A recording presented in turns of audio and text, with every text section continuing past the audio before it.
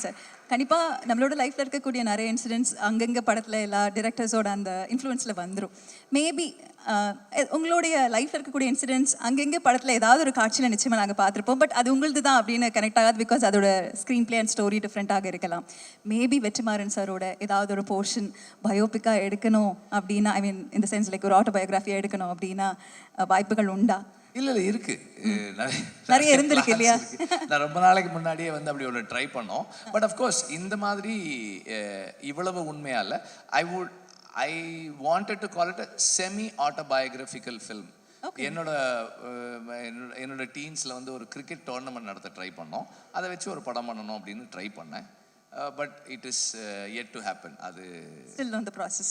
இல்லை, அது இப்படி ஒரு பயோகிராஃபிக்கல் ஃபில்ம் வந்ததுக்கப்புறம் அதெல்லாம் எதுக்கு எடுத்துக்கிட்டு இல்லை அப்படி இல்லை, வருத்தப்படுற அளவுக்கெல்லாம் ஒன்றும் இது யாரும் எதுவும் இழந்துடல, அவ்வளோதான். ஒரே ஒரு கேள்வி மட்டும் உங்ககிட்ட. இப்போ மாரி சார் வந்து கிட்டத்தட்ட பார்த்துக்கிட்டிங்கன்னா ஒரு ஸ்டார்ட் கொடுத்துருக்காங்க, டிரெக்டர்ஸோட பயோகிராஃபி, அவங்களுடைய ஒரு குறிப்பிட்ட பருவம் வந்து அவர் எடுத்திருக்காங்க. நெல்சன் அவர்களுடைய ஒரு பயோகிராஃபி நம்ம எடுக்கணும்னா எந்த ஒரு போர்ஷன் ரொம்ப இன்ட்ரெஸ்டிங்காக இருக்கும்? அதை பற்றி சொல்லுங்க. எடுக்க முடியாத பருவமாக இருக்கு ஃபுல்லாக. எந்த பருவத்தையும் எடுக்க முடியாது. யாராவது எடுத்தா வேணா அது கொஞ்சம் நம்ம தான் அந்த கர்ச்சீஃப். ஆனால் எனக்கும் அந்த கர்ச்சீஃப் எடுக்கணும்னு தோணி இருக்கு. ஒரு நாள் கூட தைரியம் வந்ததில்லை. அப்படியே பார்த்துனே இருப்பேன். ஏன்னா பார்த்தாலே நம்மளை அந்த கிளாஸில் யார் இதை எடுத்திருப்பானாலே, யாரோ எடுத்திருந்தா கூட நம்மளை தான் பிடிப்பாங்க. அந்த மாதிரி இருக்கனால அந்த சைடே போகிறதில்ல. ஆனாலும் ரொம்ப தைரியம்ப்பா. அதை வச்சு புக்கில் வச்சு அவங்ககிட்டயே மாட்டி. அந்த டீச்சரும் ரொம்ப நல்லவங்க. ஆக்சுவலாக நம்ம டீச்சர்லாம் வெளுத்துருவாங்க அங்கேயே. பரவாயில்ல, அந்த டீச்சரும் உனக்கு ஏற்ற மாதிரி அந்த இதெல்லாம் கர்ச்சீஃப்லாம் கொடுத்து ரொம்ப சந்தோஷமாக இருந்துச்சு. தேங்க்யூ. நம்மள்ட்ட எடுக்கவே முடியாது. எடுக்க முடியாதுங்களா? தேங்க்யூ. மாறி ரொம்ப சாரி. ஆக்சுவலாக நிறையா பேசணும்னு நினச்சேன். அப்போ மிஷ்கின் சார் பேசின உடனே டோட்டலாக பிளாக் அவுட் ஆயிடுச்சு.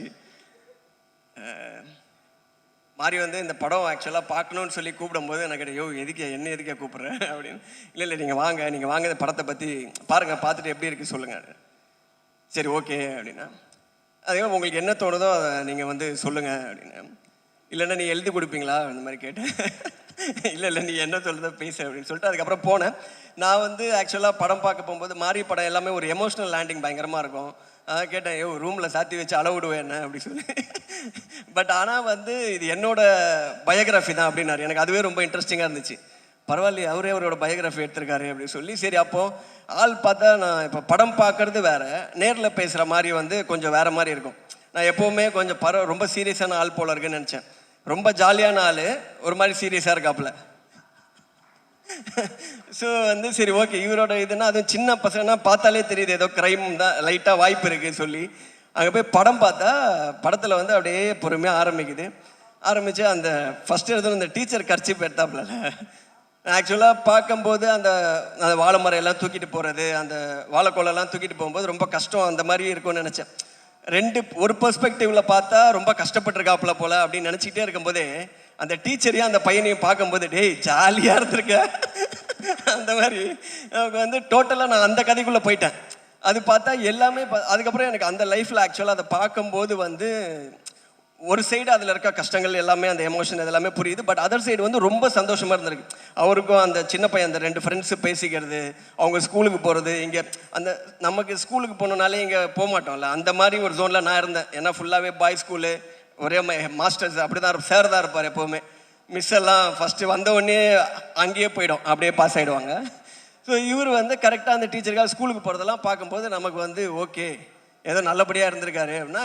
இப்போது மிடில் ஸ்கூல் முடிச்சிருப்பாருன்னு நினைக்கிறேன். இன்னும் ஹை ஸ்கூல் இருக்குது, ஹையர் செகண்டரி இருக்குது, காலேஜ், நிறைய டீச்சர்லாம் இருந்திருப்பாங்க. எதுவுமே சாதாரணமாக கடந்து போன மாதிரி தெரியல. பட் இதை இவ்வளோ சந்தோஷமாக இந்த மாதிரி நிறைய அந்த ஃபன் மொமெண்ட்ஸோடு இந்த படத்தை வச்சிருக்கிறது வந்து அந்த படத்தில் என்ன சொல்கிறது, ஒரு ஜென்ரல் ஆடியன்ஸ்க்கு ஒரு என்டர்டெயின்மெண்ட் சென்டருக்காக இந்த படம் இருக்குமா, இல்லை ஃபுல்லாகவே வந்து ஒரு பதிவாக மட்டுமே இருக்குமா அப்படின்னு பார்க்கும்போது இந்த மாதிரி விஷயங்கள் வந்து அது இன்னும் கொஞ்சம் கமர்ஷியல் ஆடியன்ஸுக்கு மேபி நம்மள மாதிரி கொஞ்சம் ஃபன் எதிர்பார்க்குறாங்களே, அவங்களுக்கு வந்து நிறையாவே ஃபன் இருக்குது அது உள்ள. ஆனால் இது எல்லாமே நீங்கள் தான் பண்ணீங்களா? கொஞ்சம் அப்போ என்ன ஒரு 10 வயசு இருக்குமா? பையன் வயசா? அதான் பையன் டீச்சரையே பார்க்குறான் திருப்பி. ஸோ இந்த மாதிரி இன்னும் நிறைய ஃபன் சைடும் இருக்குது. பட் அந்த படம் முடியும் போது தான் வந்து அதில் இவ்வளோ ஏன்னா அவர் என்ன மாதிரி விஷயம்லாம் எனக்கு தெரியாது. ஃபஸ்ட்டு இவர் ஆல்ரெடி புக்கில் எழுதியிருக்காருறாங்க. நம்ம எங்கே புக்கு படித்தது, நம்ம படித்த புக்கே டோட்டலாக வேறு. ஸோ அதில் எனக்கு தெரியாமல் பார்த்தா கடைசியில் அந்த அப்படி ஒரு எமோஷ்னல் லேண்டிங் அந்த படத்துக்கு இருக்காது. முடிச்சோன்னே அதோட ரியல் ஃபோட்டோ பிக்சர் ஒன்று போட்டார். அப்போ தான் நமக்கு வந்து அந்த கொஞ்சம் ஹார்ட் வந்து இன்னும் ஹெவி ஆயிடுச்சு. ஏன்னா அது ரியலாக நடந்த சம்பவம், அதில் ஒரு ஆள் தான் இவர் அப்படின்றது எல்லாமே அதுக்கப்புறம் பின்னாடி தான் தெரிய வந்துச்சு. பட் அந்த சோகத்தோடய வெளியில் வரும்போது திருப்பி நான் டீச்சருக்கே போயிட்டேன். அதனால் எனக்கு ஹாப்பியாகவே கட்டி பிடிச்சி நல்லா இருந்தது. ஸோ நம்ம வந்து இதில் போத் அந்த எமோஷ்னல் சைடும் இருக்கும், அதோட ஃபன் சைடும் இருக்கும். ஒரு நல்ல அந்த ஒரு ரொம்ப ரூட்டடாக அது அந்த காஸ்டிங்கெல்லாம் மாறாமல், ஏன்னா அந்த லாரியிலலாம் வந்து கும்பலாக நிறைய பேர் உட்கார வச்சிருக்காரு. எத்தனை பேர் உட்காருவாங்கன்னு தெரியாது. அது வேற ரொம்ப ரியலாக இருக்கணும்னு பள்ளத்தில் இறக்கி லாரியே கவுத்துருவாரோன்னு எனக்கு ஒரு பயமாக ஒன்று வேறு இருந்துச்சு. அப்புறம் தான் யாருமே உட்கார மாட்டாங்க. இப்போ இந்த மாதிரி நம்ம ஜூனியர் ஆர்டிஸ்ட்லாம் கூப்பிட்டு உட்கார சொன்னால் அவங்க லாரியிலேருந்து அங்கேருந்து சாரி சொல்லிட்டு அந்த பக்கமாக கிளம்பிடுவாங்க. அது ரொம்ப நேச்சுரலாக இருக்கும். லாரி இப்படி போகுது அப்படி போகுது. அப்புறம் பார்த்தா ஃபுல்லாக சொந்தக்காரங்களே நிறைய பேரை வச்சு லாரியிலேயே கட்டி போட்டிருக்காருன்னு நினைக்கிறேன் மேலே. இல்லைன்னா அதுக்கப்புறம் சொன்னார், நானும் உள்ளே தான் உட்காந்துருந்தேன், அதனால் உங்களோட உங்கள் சொந்தக்காரங்கெல்லாம் தெளிவாக இருந்திருக்காங்க. ஸோ இந்த மாதிரி நிறைய விஷயம் இருக்குது. இன்னும் மாறி வந்து அவரோட இப்போ அந்த லைஃப், அவரோட பேக்ட்ராப் இதெல்லாம் பார்க்கும்போது நல்லா இன்ட்ரெஸ்டிங்காக இருக்குது. அதோட ஃபன் சைடும் இன்னும் நல்லா நீங்கள் எக்ஸ்ப்ளோர் பண்ணிங்கன்னா இன்னும் வந்து நல்லா இருக்கும்னு நினைக்கிறேன். சேம் இதே மாதிரி நிறைய படம் எடுங்க மாதிரி நிறையா கதை இருக்கும், தெரியுது, பார்த்தால் தெரியுது. ரொம்ப தேங்க்ஸ், கூப்பிட்டதுக்கு ரொம்ப சந்தோஷம். படத்தில் நடித்தவங்க எல்லாருமே ரொம்ப நல்லா நடிச்சிருந்தாங்க. இதை நான் சொல்ல வேணாம், இதெல்லாம் நிறைய எல்லாருமே சொல்லிட்டாங்க. எல்லா காலியான சேருமே அதெல்லாம் தாண்டி தான் இப்போ நான் ஒரு சேரை காலி பண்ண போகிறேன். ஸோ கூப்பிட்டதுக்கு எல்லாரும் ரொம்ப தேங்க்ஸ், நன்றி. எல்லாருக்கும் வணக்கம். நம்ம எல்லாருமே வந்து ஒரு கம்மிங் ஆஃப் ஏஜ் ஃபில்ம் எல்லாருக்குமே இருக்கும். கம்மிங் ஆஃப் ஏஜ் ஃபில்ம் பண்ணும்போது எப்போதுமே வந்து நம்ம பர்சனல் லைஃப் எக்ஸ்பீரியன்சஸ்லேருந்து ஏதோ ஒன்று பண்ணுவோம்.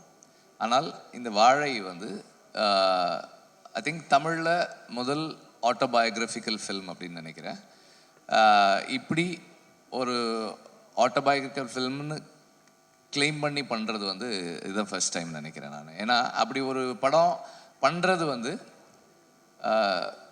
ஒரு முக்கியமான அடுத்த கட்டமான ஒரு சமூகத்தில் வர்ற சினிமாக்களில் அடுத்த கட்டமான ஒரு நகர்வாக நான் பார்க்குறேன். பிகாஸ் ஒரு ஃபில்ம் மேக்கர் தன்னை வந்து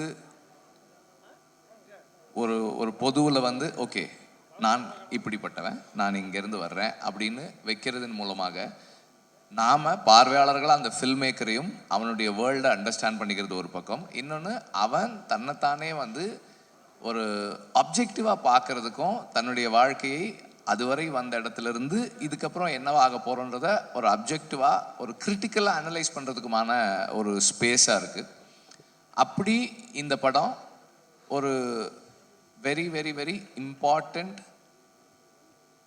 மொமெண்ட் இன் தமிழ் சினிமா ஹிஸ்ட்ரி.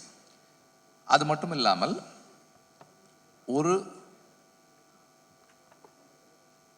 நமக்கு எல்லாருக்குமே ஏதோ ஒரு கஷ்டம் இருக்குது, பிரச்சனை இருக்குது, எல்லா நிலைகள்லையுமே இருக்குது. அந்த கஷ்டங்களில் நாம் துவண்டு போகிறோம், தோற்று போயிடுறோம், நமக்கு இனிமே வாழ்க்கை இல்லை, என்ன பண்ண போகிறோம், இருண்டு போச்சோன்னு நினைக்கிறோம். ஆனால் அப்படி நினைக்கிறவங்களுக்கு நம்மை விட பல சவால்களையும் இன்னர்களையும் சந்தித்து ஒருத்தன் இன்னைக்கு இவ்வளோ தூரத்துக்கு வந்திருக்கிறான் அப்படின்றது வந்து மாறி தன்னை முன்னாடி இப்படி இந்த படத்தின் மூலமாக தன்னை முன்வைக்கும்போது, சமூகத்துக்கு முன்னாடி தன்னை அப்படி காட்டும்போது மாறி வந்து ஒரு பெரிய இன்ஸ்பிரேஷனல் ஃபிகராகவும் மாறுறாரு. Not just as a film maker, just as a human being, ஒரு பர்சனாக வந்து ஒரு நம்ம எல்லாருக்குமே ஒரு மிகப்பெரிய இன்ஸ்பிரேஷனாக மாறுறாரு. அந்த அளவில் இந்த படம் ரொம்ப ரொம்ப முக்கியமான படமாக நான் பார்க்குறேன்.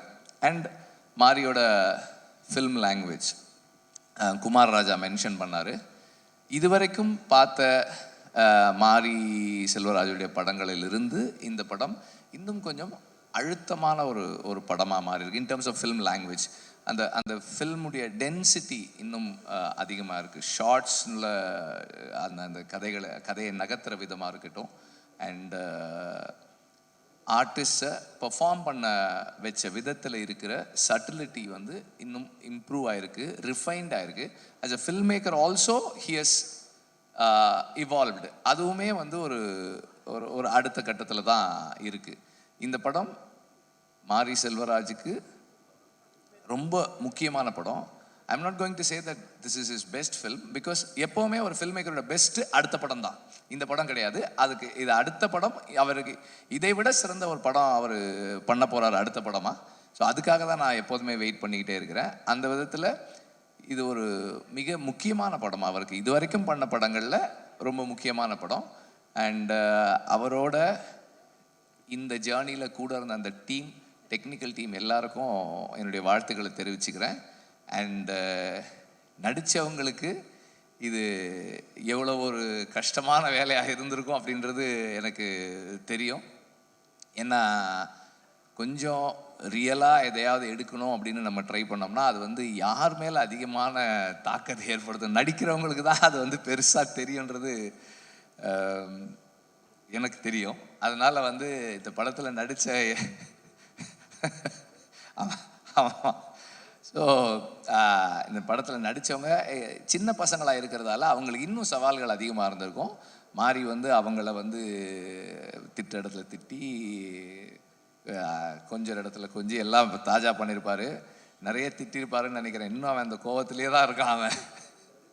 எனிவே, ஸோ எல்லாருமே ரொம்ப நல்லா பண்ணியிருக்காங்க. ஆல் த ஆக்டர்ஸ் யாருமே வந்து நான் தனியாக, அதாவது எனக்கு யாருமே இவங்க வந்து நடிச்சிருக்காங்க, இவங்க வந்து தனியாக இருக்காங்க, இவங்க எல்லாம் அந்த ஊரை சேர்ந்தவங்க, இவங்க எல்லாம் மெட்ராஸ்லேருந்து கூப்பிட்டு போய் அந்த ஊரில் இறக்கி விட்டவங்கன்னு யாருமே தனியாக தெரியல.